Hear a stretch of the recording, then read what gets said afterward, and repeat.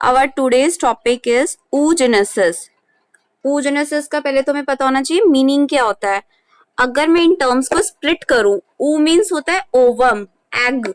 O means ovum and the meaning of genesis is formation, means egg का बनना, अंडे का बनना. ठीक है, ओवम का बनना, फॉर्मेशन ऑफ एग और ovum is called oogenesis.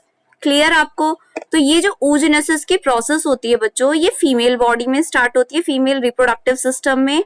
Female reproductive system के पार्ट ओवरी में स्टार्ट होती है. और कब स्टार्ट होती है फीमेल के अंदर, ये हम देखते हैं. देखो, ये कोई फीमेल है, ठीक है, ये कोई फीमेल प्रेग्नेंट है. इसके अंदर जो बच्चा है वो कैसा है, फीमेल फीटस है. यानी कि ये बच्ची जो है ये अभी मम्मी के वॉम्ब में है. ठीक है, ये कोई लेडी प्रेग्नेंट है, इसकी वॉम्ब में क्या है, कोई फीमेल फीटस है. जब वो फीमेल फीटस है तब उसकी ओवरी में हम देखते हैं क्या चेंजेस आ रहे हैं. मतलब हम किसकी ओवरी में देख रहे हैं, इस लेडी की ओवरी में नहीं देख रहे, इस फीटस की, इस बच्ची की. ठीक है, जो अभी मम्मी के वॉम्ब में ही है. तो अब देखिए, इसको हम जूम करके देखते हैं क्या चेंजेस है. इसकी जो ओवरी की जो सेल्स होती हैं, ठीक है, सेल जो होती है जर्मिनल एपिथेलियल सेल्स. ठीक है, मैंने आपको पहले ही बताया था जर्मिनल एपिथेलियल सेल्स कौन सी हो गई, जर्म सेल्स जो होती हैं. ठीक है, ये जर्म सेल्स क्या करती है, डिवीजन करती हैं माइटोसिस. सिंपल, आपको पता है माइटोसिस कौन सा डिवीजन होता है, जिससे सिर्फ और सिर्फ ये क्या करती है, अपनी नंबर्स बढ़ाती है. ठीक है, देखो फीटस की बॉडी में अभी कुछ नहीं बना होगा, पार्ट्स उसके ऐसे डेवलप नहीं हुए होंगे, लेकिन क्या उसकी जो ओवरी है उसके अंदर कोई एक सेल है जिसका नाम है जर्मिनल एपिथेलियल सेल. ये क्या कर रही है, माइटोसिस कर रही है. माइटोसिस से क्या बनते हैं, oogoneum. जैसे बच्चों हमने पढ़ा था कि जो मेल होता है उसके अंदर क्या बने थे, स्पर्मेटोगोनियम बने थे.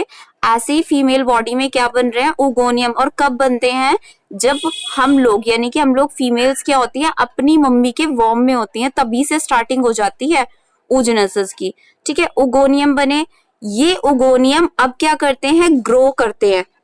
समझ आया आपको? मैं यहाँ पर कह रही हूँ ये ग्रोथ कर रहे हैं, मतलब ये नरिशमेंट ले रहे हैं. नरिशमेंट लेने के बाद ये थोड़ा साइज में बढ़ जाते हैं और इनको हम क्या बोलते हैं, प्राइमरी oocyte.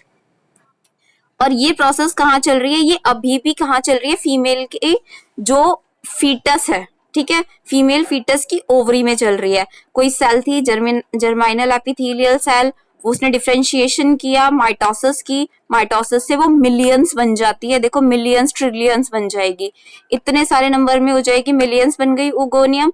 ये जो oogoneum है, इनमें से कुछ oogoneum न्यूट्रिशन लेके क्या करते हैं, साइज में बड़े हो जाते हैं और क्या बनाते हैं, प्राइमरी oocyte.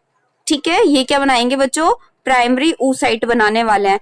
अब ये जो प्राइमरी oocyte है, अब बच्ची का क्या हो जाता है, जन्म हो जाता है. दिख रहा है आपको, मैंने इसके बाद यहाँ पर ये जो लगाया हुआ है क्रॉस, इसका मतलब है बच्ची का क्या हो गया है, बर्थ हो गया है, बर्थ. ठीक है, जब बच्ची का बर्थ हो गया है, अब क्या होगा उसकी बॉडी के अंदर, बर्थ के टाइम पे यहाँ पर कोई oogonia ऐड नहीं होंगे, मींस माइटोसिस यहाँ फर्दर नहीं चलेगी. जो माइटोसिस हुई जन्म से पहले वो ही हुई है.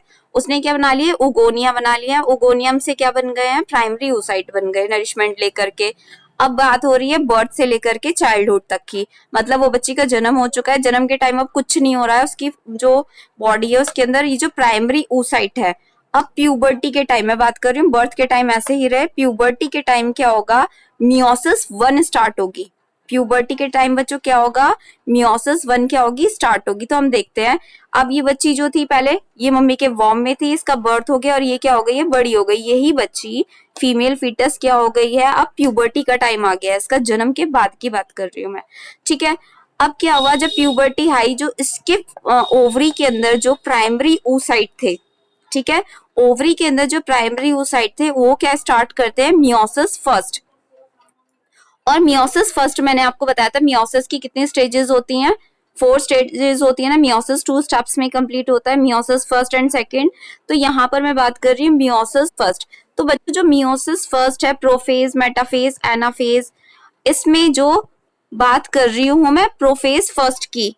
आप प्लीज म्यूट कर लीजिए, जिनका भी खुला हुआ होगा अनम्यूट होगा, प्लीज म्यूट करिए.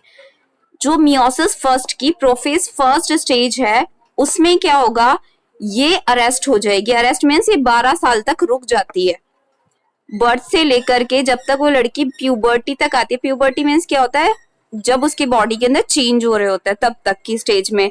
तो यानी कि ये कितनी लंबी चली है, 12 साल तक के आसपास चली है। Arrested in prophase first. Clear है आपको?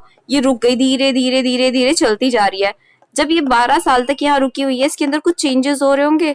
आपने ये चेंजेस हाँ जी कल पढ़े थे, जब हमने पढ़ा था प्राइमरी फॉलिकल बनते हैं, प्राइमरी साइट के ऊपर सेकेंडरी फॉलिकल बनते हैं। तो इनके ऊपर किसका डेवलपमेंट हो रहा है बच्चों? फॉलिकल्स का डेवलपमेंट हो रहा है।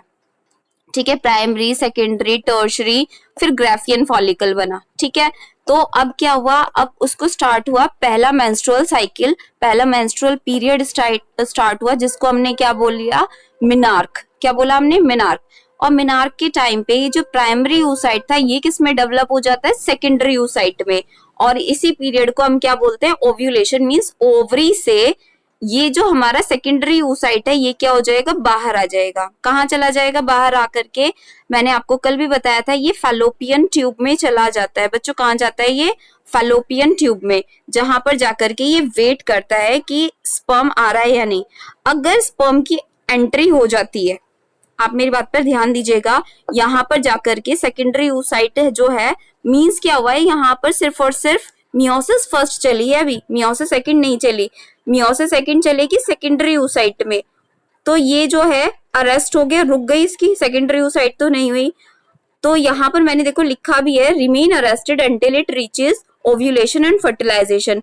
ये मियोसिस सेकंड तब तक रहेगी जब तक कौन नहीं आएगा? स्पर्म की एंट्री नहीं होगी। ठीक है, अब मान लिया कि स्पर्म की एंट्री हो गई है, स्पर्म की एंट्री हो गई, स्पर्म का जो न्यूक्लियस है और जो ओवा का सेकेंडरी oocyte, ठीक है, अभी याद रखिए आप, सेकेंडरी oocyte है, ओवम तो बना ही नहीं है, सेकेंडरी oocyte, इन दोनों का जब न्यूक्लियस मिला तो यहाँ पर अभी दोनों के न्यूक्लियस की वजह से क्या बनेगा? ओवम। यहाँ पर मियोसिस सेकंड जो होगी वो कंप्लीट होगी। तो मियोसिस सेकंड कौन से स्टेज में रुकती है बच्चों? ये रुकती है मेटाफेज सेकंड में। कौन से स्टेज में रुकी? मेटाफेज सेकंड में। अब फिर से इस बार ध्यान दीजिए आप इस बात पर कि हमने बात कर रहे हैं oogenesis। oogenesis मीनिंग क्या होता है? Formation of ovum in female body. ठीक है, female reproductive system. Female reproductive system में ओवा का फॉर्मेशन होना, ये मैंने प्रेग्नेंट वुमेन बनाई है ये शो करने के लिए कि ये सब कहाँ से स्टार्ट हो जाता है? फीटस से ही स्टार्ट हो जाता है। जबकि मेल्स के अंदर ये कब स्टार्ट होता है? प्यूबर्टी के टाइम। लेकिन फीमेल्स में ये कब स्टार्ट हो जाता है बच्चों? बर्थ से पहले ही, जन्म से पहले ही। ठीक है, तो जर्मिनल एपिथेलियल सेल जो फीटस की ओवरी में थी, उन्होंने माइटोसिस किया। माइटोसिस करने के बाद मिलियंस नंबर में क्या बना लिया उसने? ओगोनियम। ठीक है, मिलियंस में बन जाते हैं। इसके बाद क्या होता है? इनमें से कुछ ग्रो करते हैं और क्या बना लेते हैं? Primary oocyte। मोस्ट इंपॉर्टेंट है कि प्राइमरी oocyte कितने होते हैं नंबर में, तो मैं यहाँ पर लिख देती हूँ कि प्राइमरी oocyte जो होते हैं 60,000 से 80,000 इन नंबर होते हैं। ठीक है, 60,000 से कितने हैं बच्चों? 80,000। अब आप सोच रहे होंगे पहले मैंने बताया है आपको कि पहले कितने थे? पहले मिलियंस थे, लेकिन अब कितने रह गए हैं? 60,000 से 80,000 रह गए हैं।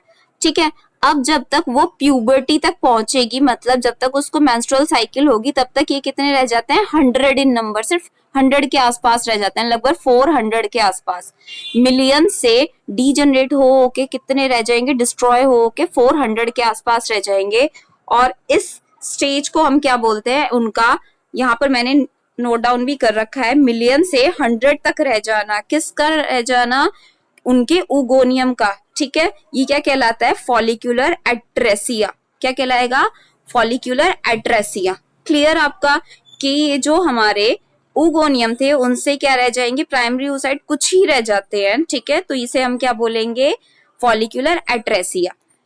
फिर से प्राइमरी oocyte आपको पता चल गया। ठीक है, अब बच्ची का जन्म हो चुका है, बर्थ हो चुका है, बर्थ से स्टार्ट हुआ इसका मियोसिस फर्स्ट होना। ठीक है, मियोसिस फर्स्ट होते होते फॉलिकल्स बनने स्टार्ट हुए, primary, secondary, tertiary, Graafian follicle. इनके अंदर किसका डेवलपमेंट हुआ बच्चों? सेकेंडरी oocyte का। किसका डेवलपमेंट हो रहा है? सेकेंडरी oocyte का। अब बच्ची बड़ी हो चुकी है, सेकेंडरी oocyte ही क्या होता है? मेंस्ट्रुअल पीरियड के टाइम पर बॉडी से बाहर आता है। अगर फर्टिलाइजेशन ना हो तो बॉडी से बाहर मेंस्ट्रुअल ब्लीडिंग के साथ में कौन सा बाहर आएगा? Secondary oocyte। बट अगर वहां पर स्पर्म की एंट्री हो जाती है और स्पर्म पेनिट्रेट कर देता है जोना पेल्यूसिडा को, इसके बाहर एक लेयर होती है, कल हमने बात की थी, जिसका नाम क्या होता है, जोना पेल्यूसिडा। अगर इसको ओवम क्या कर देता है, यहाँ पर डिस्ट्रॉय कर देगा, पेनिट्रेट कर देगा, तो यहाँ पर फॉर्मेशन किसका हो जाता है, ooted का या फिर ओवम का। किसका, ooted या फिर ओवम बन जाता है। तो देखो एक सेल से हमने ये देखा था कि 2 सेल्स बनती हैं, ठीक है। यहाँ पर मैं बात कर रही हूँ मियोसिस फर्स्ट में 2 बनेंगे डॉटर सेल्स, तो प्राइमरी साइड से एक तो सेकेंडरी साइड बनेगा, दूसरा बनेगा फर्स्ट पोलर बॉडी। ये जो फर्स्ट पोलर बॉडी होगी, मतलब ये जो होता है ना, अनइक्वल डिवीजन होता है। कोई चीज है, हमने अब तक पढ़ा था, कोई डिवीजन हुआ और वो इक्वल डिवीजन, 2 सेल्स में अलग इक्वल इक्वल साइटोप्लाज्म डिवाइड हो जाता है। लेकिन यहाँ पर ऐसा ही नहीं होता, एक सेल के पास तो ज्यादा साइटोप्लाज्म चला जाता है और एक सेल के पास क्या होता है, साइटोप्लाज्म कम आ जाता है। उसको हम क्या बोलते हैं, पोलर बॉडी बोलते हैं, जिसके पास साइटोप्लाज्म कम होता है। यही पोलर बॉडी वापस से क्या करेगी, अब दोबारा से ये डिवाइड करेगी। हमें पता है ना, हर एक सेल डिवाइड करती है, ये डिवाइड करके क्या बना लेती है, ये फिर से 2 पोलर बॉडीज बना लेगी। तो इस तरह से ये जो सेकेंडरी oocyte है, जब ये हमारा मियोसिस 2 करेगा स्पर्म के आने के बाद, स्पर्म के आने के बाद इसकी कंप्लीट होगी ना मियोसिस 2, तो ये क्या बनाता है, ये यहाँ पर बनाएगा सेकेंड पोलर बॉडी। क्या बनाता है ये, सेकेंड पोलर बॉडी। और बच्चों इन पोलर बॉडी का अभी तक फंक्शन ऐसा कोई डिटरमाइन नहीं है, ये क्या हो जाती है, डाई हो जाती है, मर जाती हैं ये पोलर बॉडीज, ठीक है। तो आपको यहाँ तक कोई डाउट हो तो आप पूछ सकते हैं। जर्मिनल एपिथेलियम एक सेल थी बच्चे के अंदर, क्या और ये फीटस के अंदर ये डिवाइड हुई, ओगोनियम बनाए, इन ओगोनियम्स में क्या करा, फिर ग्रो करा, प्राइमरी oocyte बनाए, और ये प्राइमरी oocyte फिर क्या हुए, अरेस्ट हो गए, ठीक है। अरेस्ट होने का मतलब बहुत धीरे धीरे प्रोफेज 1 बहुत लगातार चलती जा रही है इनकी। कब तक चल रही है, उसकी प्यूबर्टी तक। जब ये कंप्लीट होगी तब क्या बनेगा, सेकेंडरी oocyte और फर्स्ट पोलर बॉडी, 2 सेल्स बनी। ये जो सेकेंडरी oocyte है, अगर स्पर्म नहीं आता है तो मेंस्ट्रुअल साइकिल में क्या होती है, ये ही बाहर आ जाती है। और सेकेंड पोलर बॉडी, ये जो है फर्स्ट पोलर बॉडी, ये फिर से 2 पोलर बॉडीज बनाती है। अब अगर बाई चांस, ठीक है, बॉडी के अंदर, फीमेल वजाइना के अंदर स्पर्म की एंट्री हो जाती है, तो क्या होगा कि ये सेकेंडरी oocyte किसका फॉर्मेशन कर लेगा, ओवम का फॉर्मेशन कर लेगा। बच्चों oogenesis प्रोसेस कंप्लीट्स इन 3 फेजेस, 3 फेजेस में कंप्लीट होती है। जो हमारी जर्मिनल एपिथेलियम से लेकर के ओगोनिया के फॉर्मेशन तक की स्टेज है, उसको हम बोलते हैं मल्टीप्लीकेशन फेज। मल्टीप्लीकेशन फेज मतलब यहाँ पे क्या हो रहा है, सिर्फ और सिर्फ मल्टीप्लाई हो रहे हैं ना नंबर में। मैंने आपको बताया मिलियंस बन जाते हैं एक सेल से। उसके बाद क्या होता है, oogonia क्या करते हैं, मैंने अभी बताया, न्यूट्रिएंट लेकर के ग्रोथ करेंगे, तो इसे हम क्या बोलते हैं, ग्रोथ फेज। क्या बोलोगे बच्चों आप इसको, ग्रोथ फेज, ठीक है। इन्होंने ग्रो ही तो करा है, सिर्फ साइज में बड़े हुए हैं। इस ग्रोथ पीरियड के बाद प्राइमरी oocyte से लेकर के और ओवम तक, लास्ट तक की जो फेज है, उसको हम क्या नाम देने वाले हैं, उसको हम लास्ट तक को नाम क्या देंगे, इसको डिफरेंशिएशन फेज। डिफरेंशिएशन, ठीक है। कोई डाउट तो नहीं है आपको यहाँ तक, डिफरेंशिएशन। और बच्चों ये जो हमारे प्राइमरी oocyte थे, ये प्राइमरी oocyte पर मंथ एक प्राइमरी oocyte क्या करेगा, फिर डेवलप होगा, सेकेंडरी oocyte बनेगा, मतलब पर मंथ एक। जबकि हमने स्पर्म के बारे में पढ़ा था, स्पर्मेटोजेनेसिस में एक इजैक्यूलेशन में बच्चों एक टाइम पे कितने निकलते हैं, लगभग 200 से 300 मिलियंस निकल रहे थे स्पर्म्स, वो मिलियंस निकलते हैं। और यहाँ पर एक ही ओवा निकलता है, सिर्फ और सिर्फ एक ही सेकेंडरी oocyte निकलता है, ठीक है। यहाँ पर क्या निकलता है, सिर्फ और सिर्फ एक ही सेकेंडरी oocyte निकलता है। क्या आपको यहाँ तक अगर कोई डाउट हो तो बताइए। ये वाली जो फेज है ये कब होगी, जन्म से पहले, और यहाँ पर क्या हो गया है, बर्थ हो गया है। बर्थ के बाद ये सब क्या हो रहा है, इसका प्यूबर्टी के बाद का टाइम पीरियड चल रहा है।